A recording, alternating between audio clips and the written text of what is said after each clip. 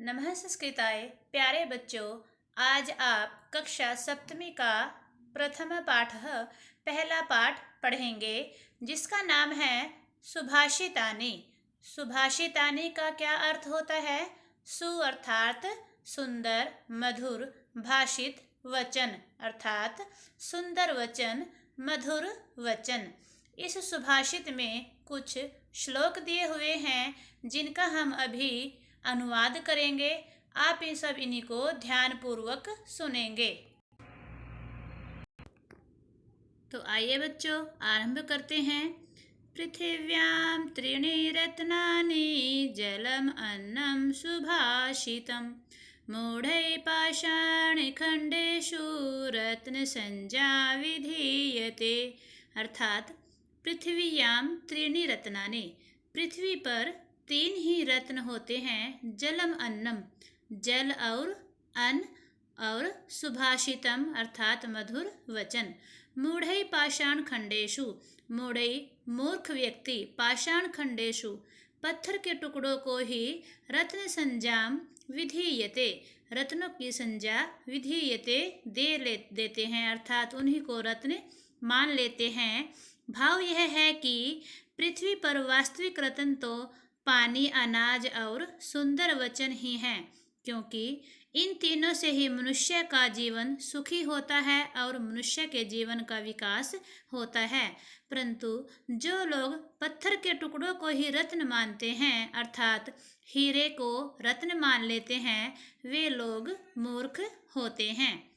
सत्येन धार्यते पृथ्वी सत्येन तपते रविः सत्येन वाति वायुश्च सर्वं सत्ये प्रतिष्ठितम्। अर्थात सत्येन धार्यते पृथ्वी, सत्येन सच को, धार्यते धारण करती है, पृथ्वी धरती। इस श्लोक में बताया गया है कि पृथ्वी सत्य के द्वारा ही धारण की जाती है। सत्येन तपते रविः, सूर्य, सूरज सत्य के द्वारा ही तपता है। सत्येन वाति वायुश्च, वाति बहती है, वायुश्च हवा, हवा भी सत्य के द्वारा ही बहती है। सर्वम सत्ये प्रतिष्ठितम, अर्थात सब कुछ सत्य पर ही स्थित है। कहने का भाव यह है कि इस संसार में सत्य का बहुत महत्व है। यह सारी पृथ्वी सत्य पर ही टिकी हुई है और सूर्य भी सत्य के कारण ही प्रकाश देता है। वायु भी सत्य के कारण ही लगातार बहती रहती है। यह सारा संसार सत्य पर आधारित है, अर्थात अतः हमें सत्य का अनुसरण करना चाहिए, हमेशा सत्य बोलना चाहिए।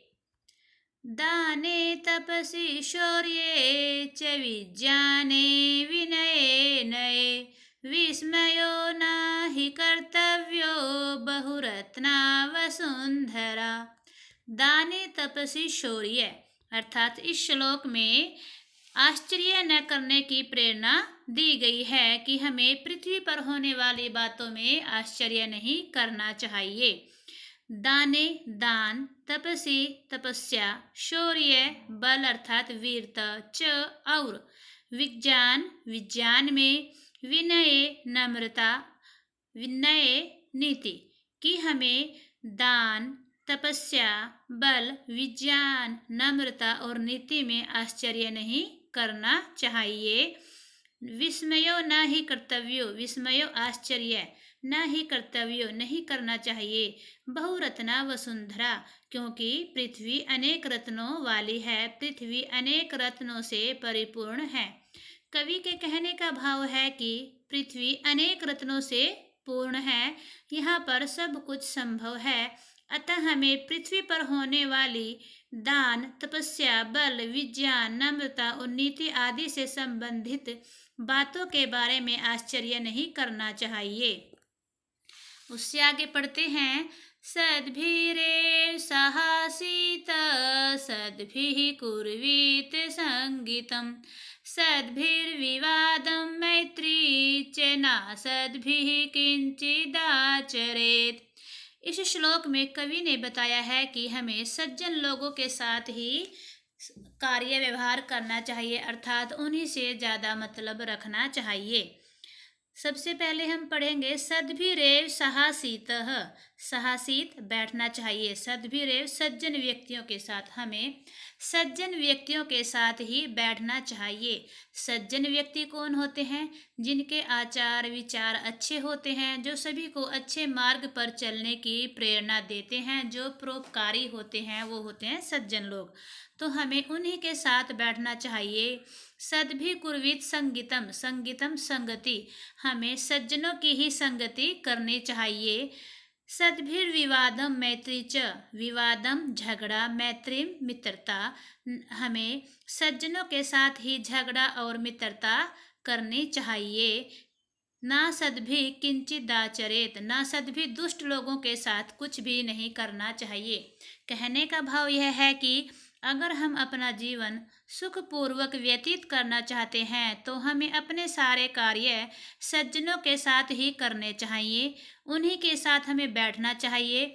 दुष्ट लोगों के साथ कुछ भी नहीं करना चाहिए, क्योंकि जो दुष्ट लोग होते हैं, बुरे लोग होते हैं, वो कभी भी किसी की बात नहीं सुनते। इसीलिए कहा गया है कि हमें हमेशा सज्जन व्यक्तियों का ही साथ करना चाहिए।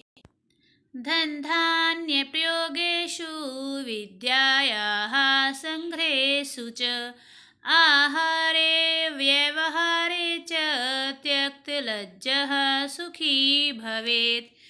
इस श्लोक में बताया गया है कि हमें किस किस कार्य में लज्जा नहीं करनी चाहिए, अर्थात किस किस काम में लज्जा को छोड़ देना चाहिए। धन धान्य प्रयोगेषु, धन धान्य के प्रयोग में, विद्या का संग्रह करने में, विद्यायाः संग्रहेषु, विद्या का संग्रह करने में, विद्या का संग्रह करने में अर्थात विद्या प्राप्त करने में।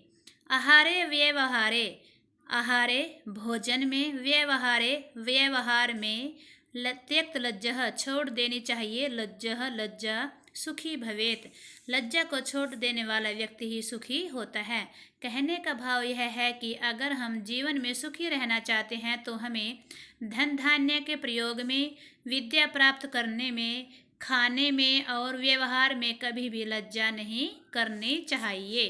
क्षमावशीकृते लोके क्षम्या किं न साध्यते शान्ति खड्गः करे यस्य किं करिष्यति दुर्जनः। इस श्लोक में क्षमाशील और शांति प्रिय बनने की प्रेरणा दी गई है।